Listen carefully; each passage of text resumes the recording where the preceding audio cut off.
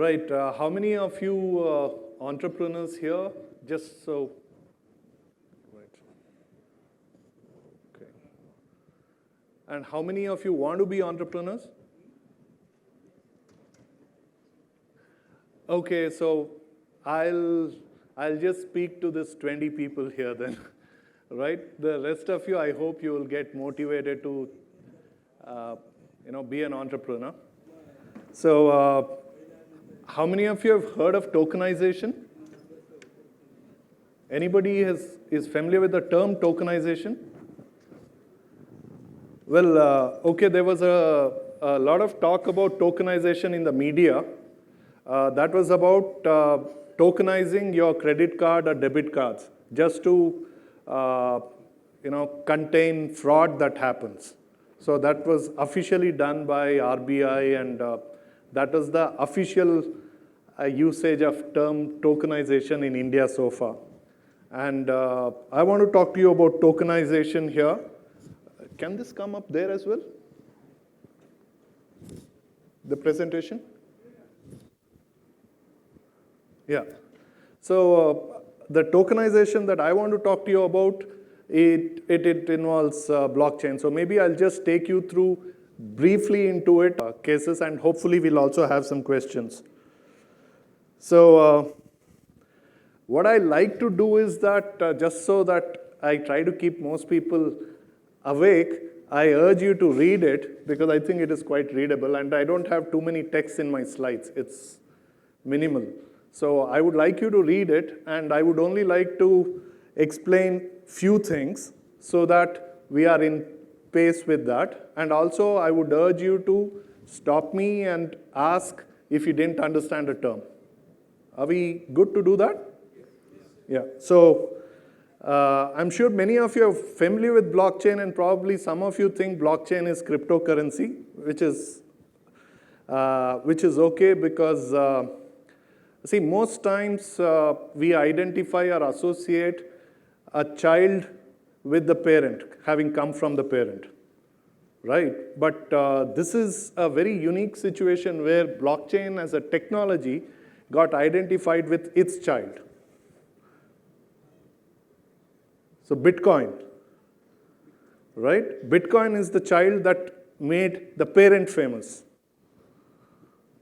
So the technology itself, in some sense, was brought together to create Bitcoin as distributed ledger technology, which evolved into becoming blockchain technology. So like the saying goes, right, that mother becomes a mother when she delivers a child.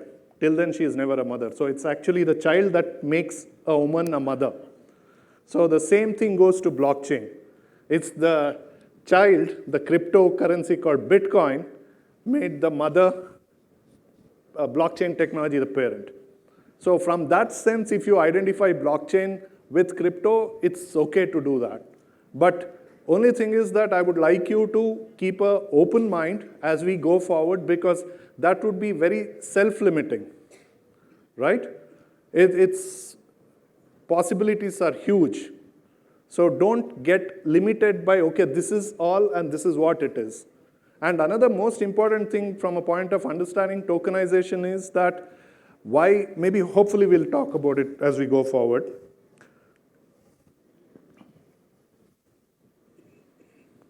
So just get familiar with the terms here, what we are talking about. And see, token per se is not a term which is new, right? I mean, we've had references to tokens forever. And also, one more important thing is that, we as human beings, though we were talking about it in lunch with somebody, that we have a history of about 1.5 lakhs, right? Which looks like huge, 150,000 years. And probably what our history book teaches is few thousand years, and then we fight for a few thousand years of reclaiming history. But the overall history is about 1.5 lakhs. And over a period of time, we as human beings, as we grew and as we came towards the status that we are in today, we were always multi-currency people, right? You probably have heard of so many different tokens. We had gold coins, silver coins, copper, whatever. So they were all essentially tokens that you could exchange for any goods or service. So it's not the tokens per se is a new nomenclature that we have started adopting today. Conceptually, it's the same. And also, at an overarching conceptually, we are, again, the world is moving towards this multiple currency from a sense of even, that was the idea of people getting into cryptocurrency to say that the whole world is dominated and ruled by the banking, and to some extent it is also true, that few financial institutions globally pretty much control so much of influence. So there were few people who wanted to challenge it by, from a simple concept of can we create our own currency, we regard our own value, and we exchange it as long as you attribute the same value to it. I don't know how many of you are familiar that people bought coffee for bitcoins in Bangalore, in Koramangala. Anybody familiar with that? So you must have heard of it. I mean, those who did it today will probably cry, because those days, paying 3 bitcoins for 1 coffee, what was worth 50 rupees.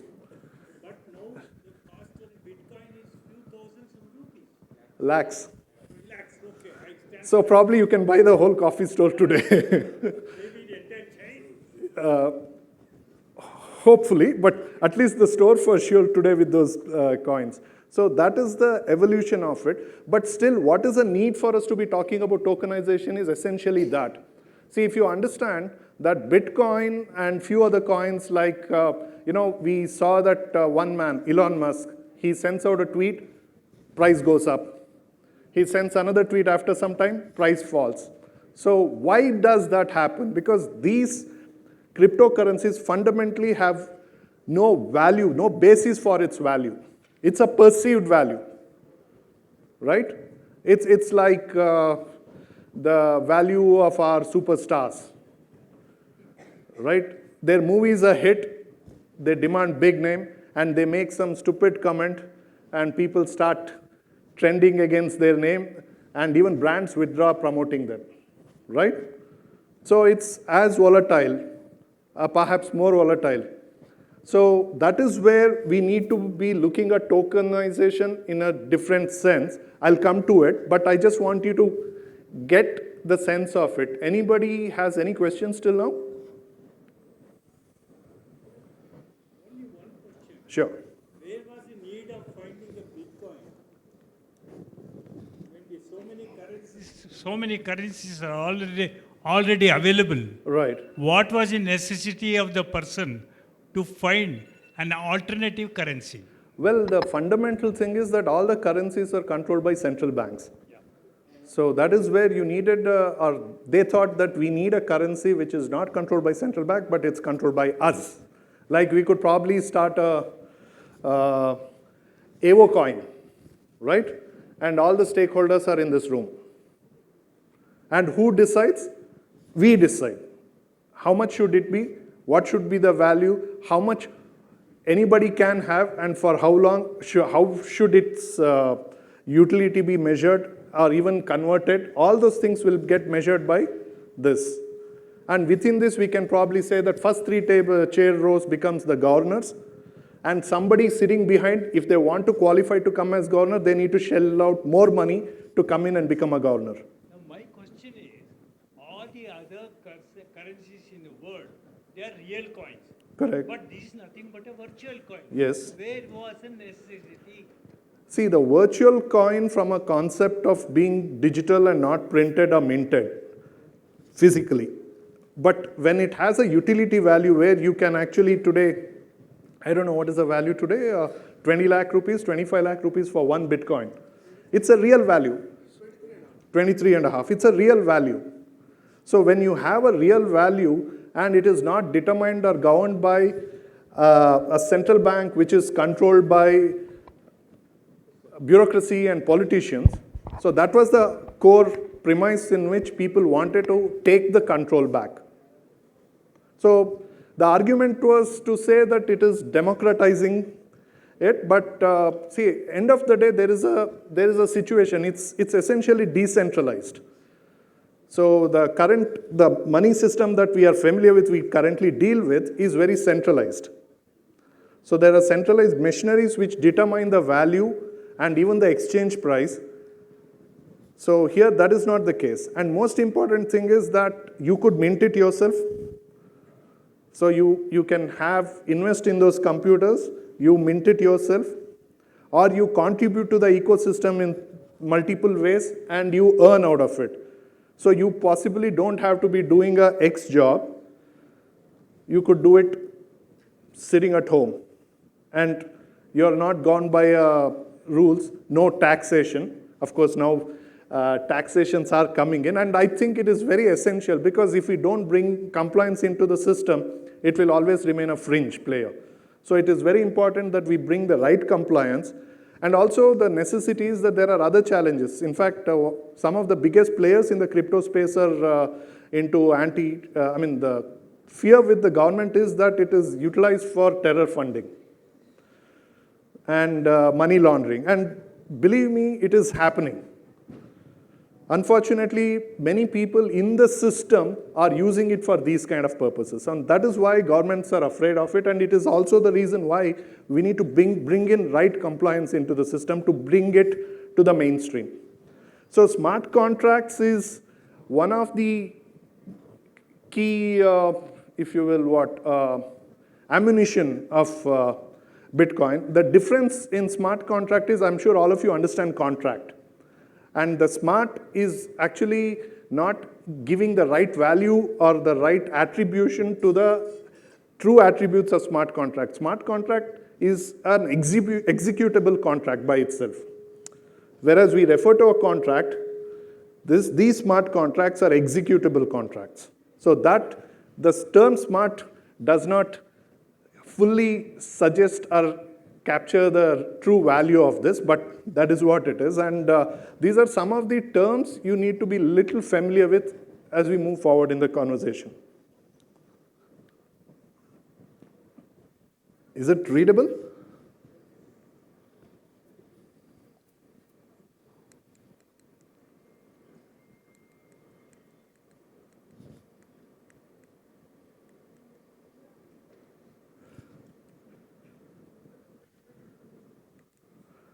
So the whole premise of tokenization for startups is what we talked about it, but I, for one, surely, if I'm blocking the way, I can move. This one, okay. So then it's a good place for me to stand there. So the tokenization is not only for startups. Tokenization is the way most of the things will move forward. In fact, there are many cases. I'll also talk about few cases which are already in practice, and we'll also try to talk about why it's not yet in vogue in India and what are the challenges. And hopefully, things are happening, so hopefully we will have this coming into the practice. And the reason why every entrepreneur in India and wannabe entrepreneurs should know about it is that this is a great way that you can also raise capital. You can engage your customers, and also have better control of your business. So we'll just talk about it. Is there anything you want me to explain in this slide, or do I move forward? Yeah? Okay. So, see, the headings are very suggestive, right? It's essentially gives you, I'll explain to you how it increases liquidity. I'll explain in terms of how it can be a flexible investment option. Improved efficiency, in the current context, it may not be, but in the future context, it is significantly. And this is one big reason, access to international investors, one big reason why today a lot of Indian companies are moving out to Dubai primarily, and few other countries outside of India. And in fact, Jan to June 2023, 4,500 companies got registered in Dubai. Right? See, a few months ago, in fact, I think last September, it's actually a year ago, I tweeted as well. marking our finance ministry and commerce minister and all that. But unfortunately, I don't know how much of their attention is coming into it. That was a time I was engaged with few Web3 companies, and all the 7 companies got funded, and all of them were asked to go to Dubai, and they all set up their companies there. So what is happening is the companies are moving there. People still remain here. The founders go, set up the shop there, and India entity becomes a subsidiary for them. And money comes there. Why are they doing it? I'll talk about it as we move forward. But it's a loss of opportunity for India. In fact, most of them could become, or some of them at least will surely become unicorns, and the loss is ours. Right? Today we feel proud of having X number of unicorns, but a country like Israel has same number of unicorns, and their population is less than Bangalore's population.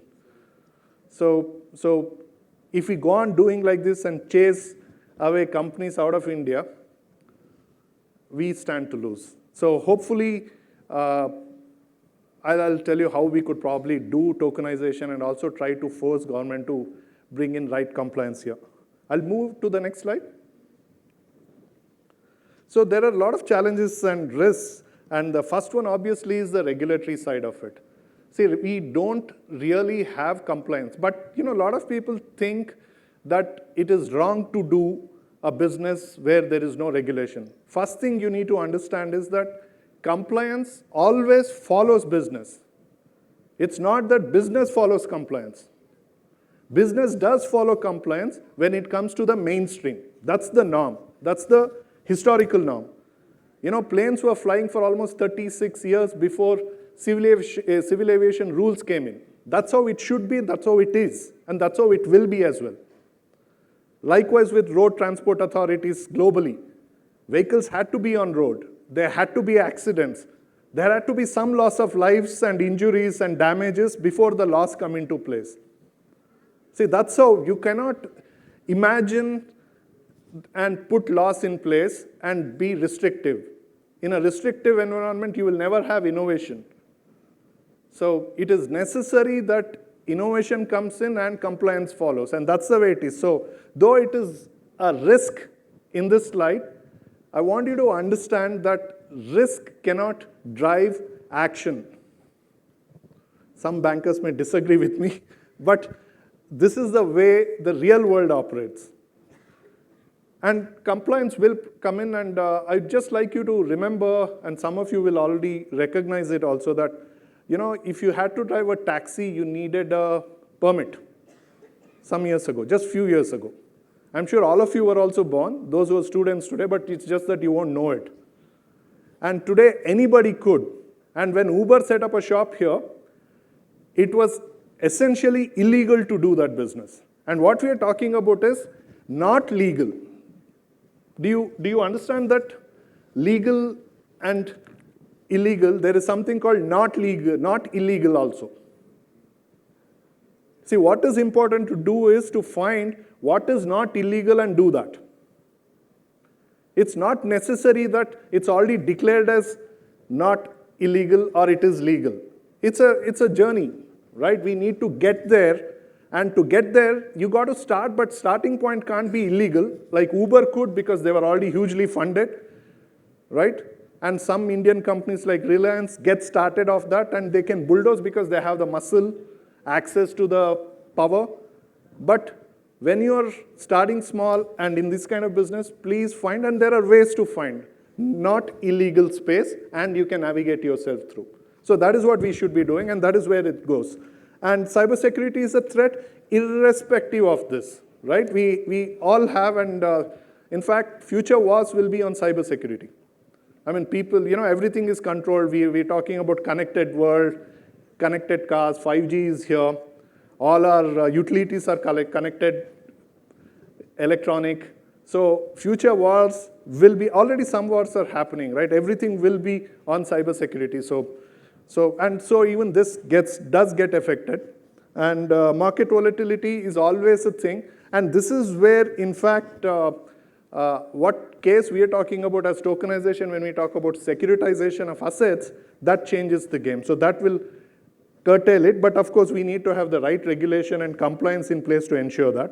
And lastly, brand and reputation, because everything eventually comes down to the perception, right? You may have a good intent, but intent needs to be translated to the right perception and be communicated that your intention is to do this and not otherwise. So it's again comes down to it. And I think no matter which line of business, branding is fundamentally necessary. You need to be making sure that you're heard, you're recognized, you're identified to the right context of your business, and that's what it is. Anything you want me to explain here? Can I move forward?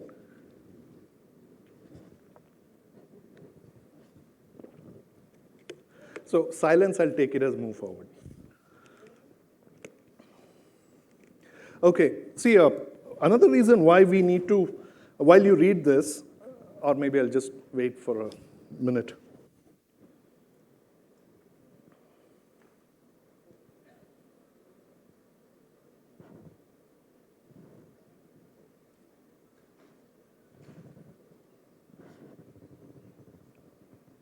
Yeah, so while we just talked about the regulation will follow, in fact, already about 130 odd countries are informally talking, India included, in terms of trying to come together with a right regulation to make sure that we be relevant in this Web3 space and in the tokenized world. So the talk is happening, but believe me when I say this, that India and Indian policymakers, as much as we all like to complain because of our roads and footpaths, are one of the best in the way they're handling this. In fact, India has the most simplest of rules for our regulations to handle cryptocurrency. They went at the very bottom of it and came up with the most simplest rules. So as much as we like to complain, we should also appreciate that sometimes they do understand that you actually end up doing more harm by doing more.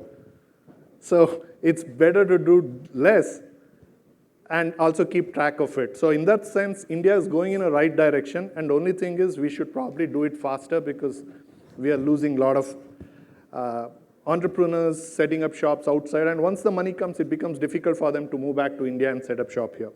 And when I say ownership, see, I just want to give you a quick story. See, Infosys, when the founders started, I think 7 founders were there or 8? I don't remember. 7, including N.S. Raghavan. Okay. So, funnily, they left him out in the story of Infosys. But the 7 founders included, today the company is worth, I don't know, $20-30 billion. Whatever is the market cap. The founders' value is collectively, they'll come back to that ownership part. So just have a quick read through this.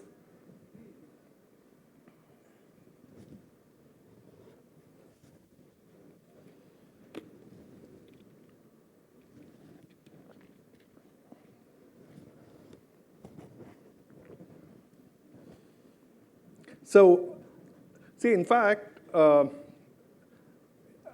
think there is anybody associated with academia running colleges or institutions? Or even, yeah. So I think there will be programs on tokenization and tokenomics as well. In fact, I'm talking to a couple of institutions. They have become private universities now, so they wanted to know how do we incorporate some future studies. I said, these are the kind of things you need to have. Because see, as the world start embracing tokenization and as compliance comes in, we need people with proper understanding of tokenization. We need people who can implement and do tokenomics for it. So we need people to learn those things. So tokenomics entails some amount of understanding of technology, some amount of understanding of business and analytical skills from a point of doing research and analysis to map out and also do some amount of scenario mapping and all that, and a little bit of understanding of finance. So you need these integrated programs to prepare people to facilitate these kind of things.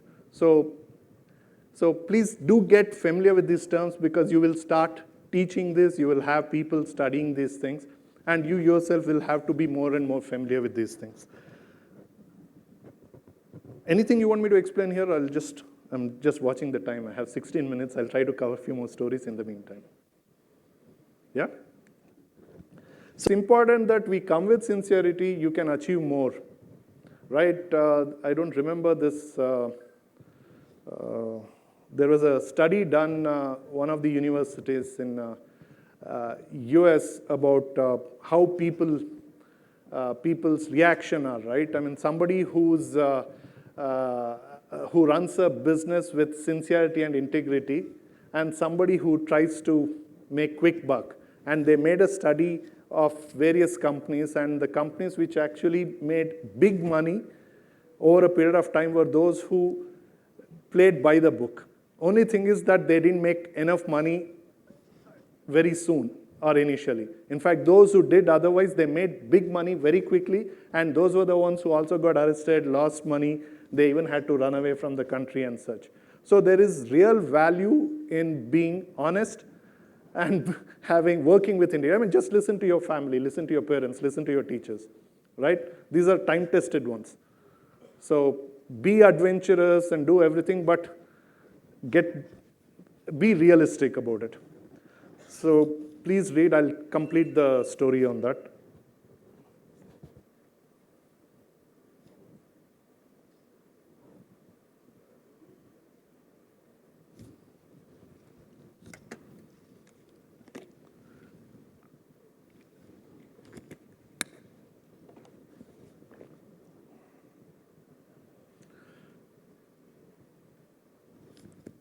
So, see, as much as it's good for entrepreneurs, why are investors, large VC company, anybody wants to throw out some VC names, global VC names?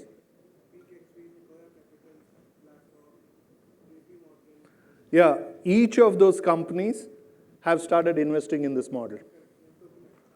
Each of those big VC companies. They don't do it in India, but they have all started investing in this model. And why are they doing it? See, first thing is that most people say that investors are bad. They want to take control of the business. They want to take control of the company. See, one thing we must understand is that I've had, I don't know whether to call it a privilege or stupidity of investing in early stage companies some time ago. And it's very difficult to get your money out. It's good intention. We think it's a great idea. You put your money. How do you take it out? See, there are a few ways of taking out the money. You invest the money. The company grows. It demands higher investments. Next level of investors come in, and you get an exit. Ideal scenario doesn't happen. For the simple reason, no investor wants to put money in a company to give an exit to the other investor. They want to put the money in the company to make the company grow. So there is nobody who wants to give you exit unless they are related. In fact, why does this happen so often in the investor community? If you are watching the kind of investments, there are tailgating of investors, right? The same venture getting investment from multiple funds. Why are they doing those kind of things? Because they negotiate, okay, you come and be my co-investor here, I will do a co-invest there, so that I'll give you an exit there, you give me an exit here. See, you have to make up something. So in the course, what happens is that there are a lot of early stage. Why do we have a system where India, we have so many entrepreneurial spirit, but we don't have so much of access to capital? Why do we have such a scenario? Because we don't have this healthy ecosystem of taking your money out. So given that, investors try to have a controlling stake so that they can engineer an exit for themselves. And this we call it bad, right? Because it works against our interest. But in a tokenized scenario, why all these global VC firms are now investing in that model? Tokenization gives you not just liquidity to the founders, it gives liquidity to the investors, right? And that is where that ownership I had left earlier, right? So that ownership remains with the founders because what owners have given are the value of the company and not the control of the company. Yeah? We are there, right, together in this? See, when you give away equity shares, you are also giving the control of the company. When you give tokens, you're giving the value of the company and not the control of the company. That is where that ownership was left in the slide. So ownership remains with the founders, value for investors. So both are happy. That's the best case that works here. And yeah, any questions? Threat?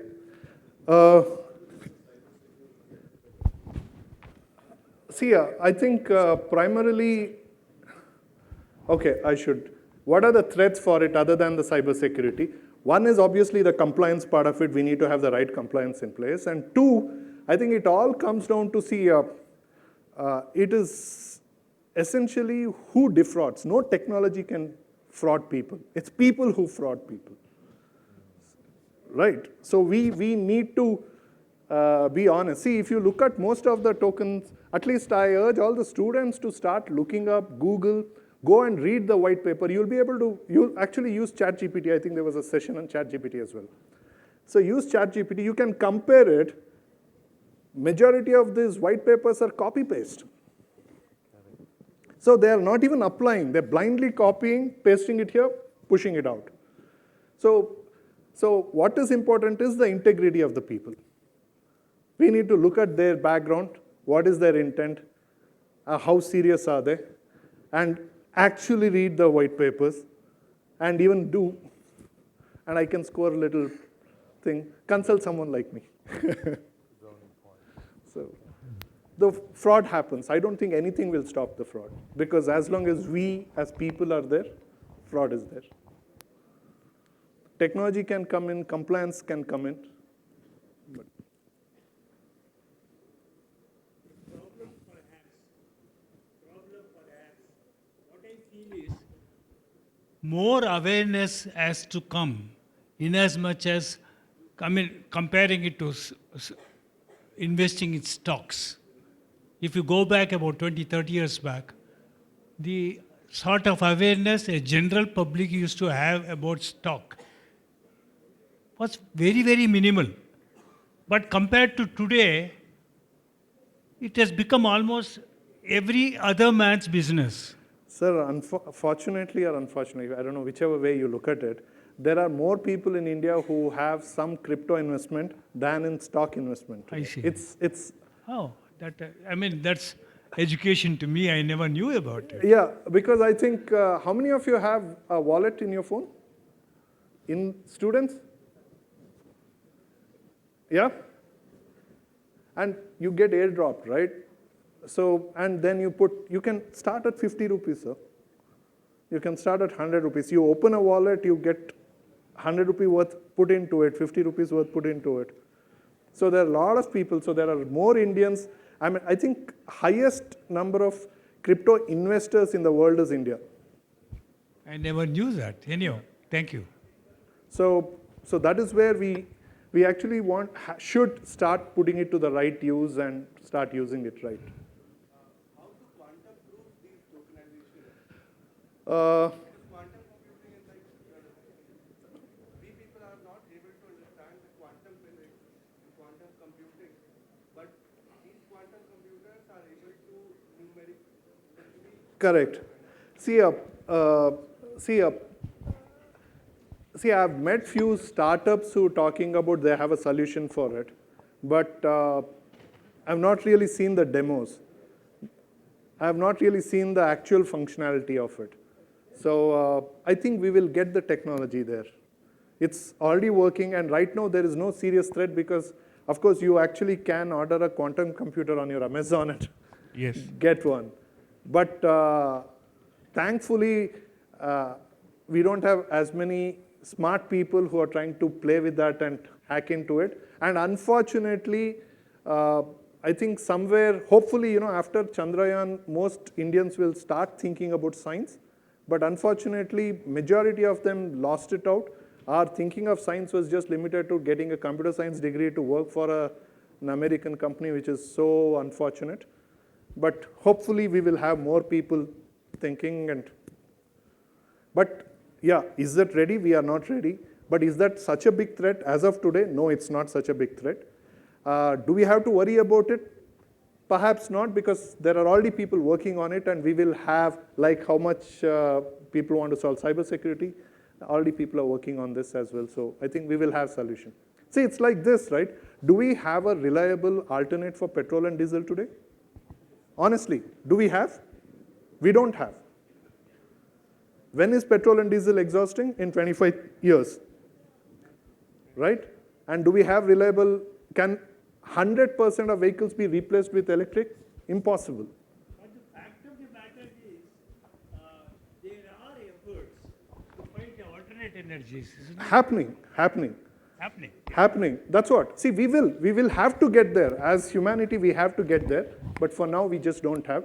But I think you're an entrepreneur as well. Entrepreneurs are fundamentally.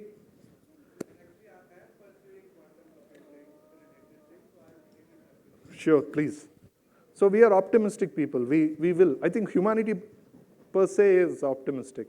We will find solution. Anybody, any other question? We still have 100 seconds. Your time starts now.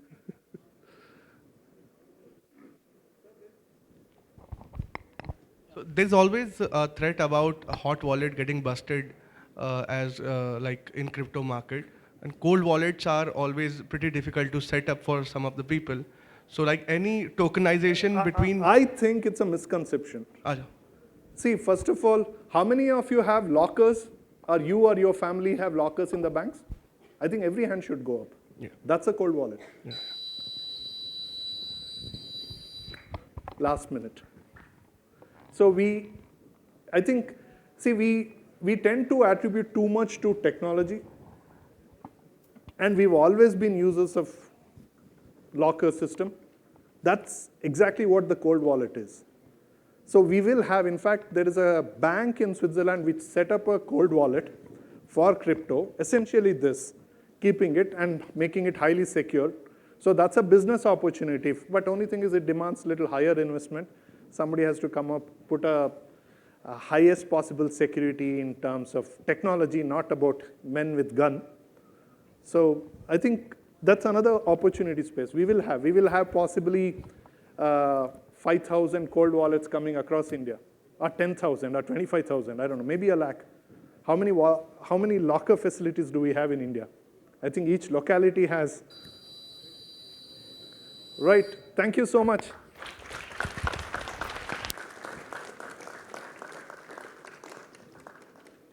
Oh, and I forgot to thank the organizers. It's great effort, and thank you for giving me an opportunity to be here.